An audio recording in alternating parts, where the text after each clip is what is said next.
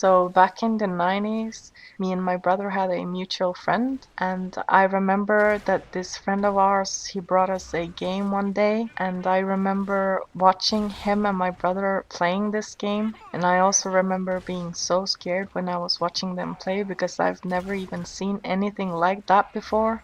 Of course, I'm talking about the video game Resident Evil.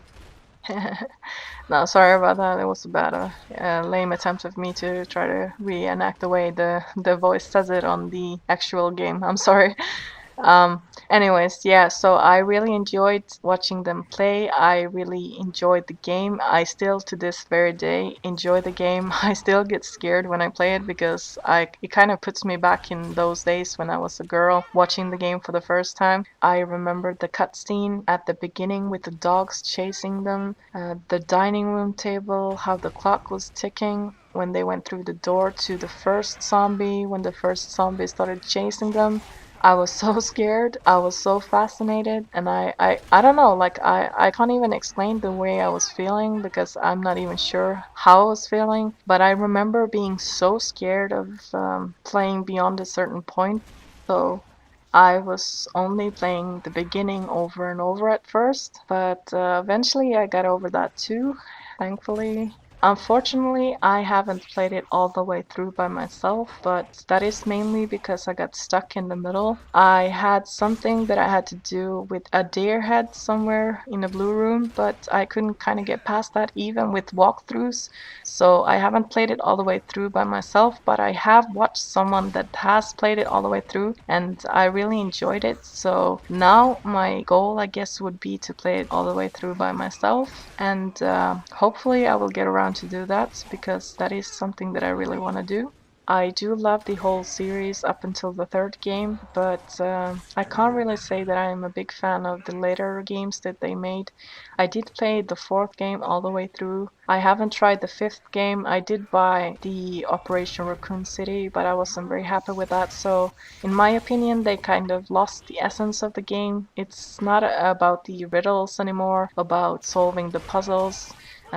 Also, they kind of lost the zombie aspect a bit, so I'm not a big fan of the later games, but I do really love the first four games, which is the one with the mansion, the one with the police station, the one called Code Veronica X, and also the third game called Nemesis, I believe.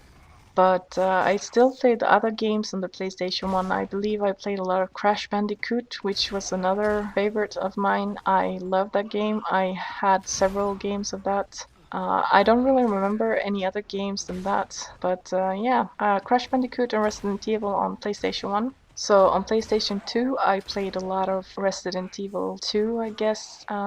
Maybe even Crash Bandicoot if they made those. Don't really remember anything else, just Resident Evil and Crash Bandicoot. And I guess this is around the time where I got into a PC game called Unreal Tournament, which is the only PC game that I played. I wasn't really a big fan of PC games, but I kind of got into Unreal Tournament. I kind of got stuck in it. I had a phase where I really enjoyed playing it a lot, so I was playing a lot of Unreal Tournament. I guess this is another part of the story where I kind of got into video games and shooting games. So I enjoyed that.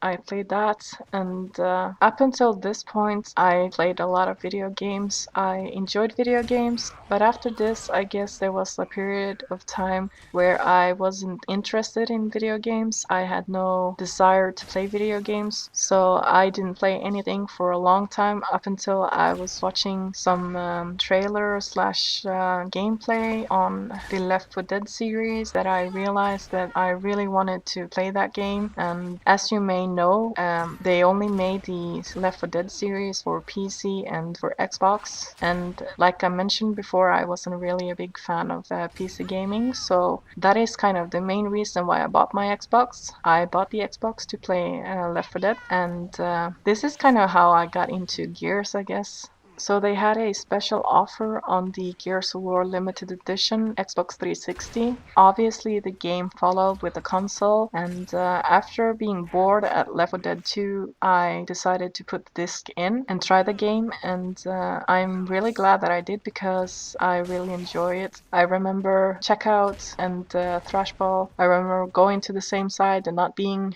at the same side because obviously the spawns had swapped, so like I said in my previous commentary, I didn't realize that you could swap your guns, for instance. I didn't realize the guns were overpowered or could be overpowered. I didn't realize what people were doing when they were teabagging me. I didn't realize that I wasn't supposed to take kills. If I saw someone that was down, I shot them and people got angry at me because I didn't know any better. But I guess I also have to mention the fact that I did buy an Xbox One, so I do own an Xbox One as well. I have Battlefield 4 and Ghost for it, so those are the games I have for that. But yeah, I guess that kind of sums up my history here on how I got into gaming and what consoles I've had and what games I used to play and stuff like that. I haven't really touched the Xbox 360 because I guess there was some time where I haven't gotten around to it, but I guess I can mention some of the games that I have for 360 as well because I guess that's part of the commentary. So I got Far Cry 3, Halo 4, Ghosts, Modern Warfare 3. I have Darkness 1 or 2, I don't remember. Gears of War, all of the games, even Judgment. I have Defiance. Oh, I almost forgot to mention that I do have the Left 4 Dead games as well. Obviously, you probably already knew that, but I'm just gonna toss it in there because no. Anyways, those are the games I remember at the top of my head. I'm sure I've forgotten some of the games. I already know of one certain game I forgot, but I haven't even opened that game, so I totally forgot what it's called. But it doesn't really matter because I haven't played it. But yeah, I guess that sums it up. Susie Qute's gaming history, huh? Very long and complicated, and I hope you followed all the way through. If you have any questions or you have some thoughts or opinions on how I might improve my future commentaries, feel free to comment in the section below or write me a private message because I really do value your opinions. So I hope you guys do that and I will see what I can do about it. So thank you for watching and listening to all of this, and hopefully I will see you in my next commentary. This is Susie Qute, signing out.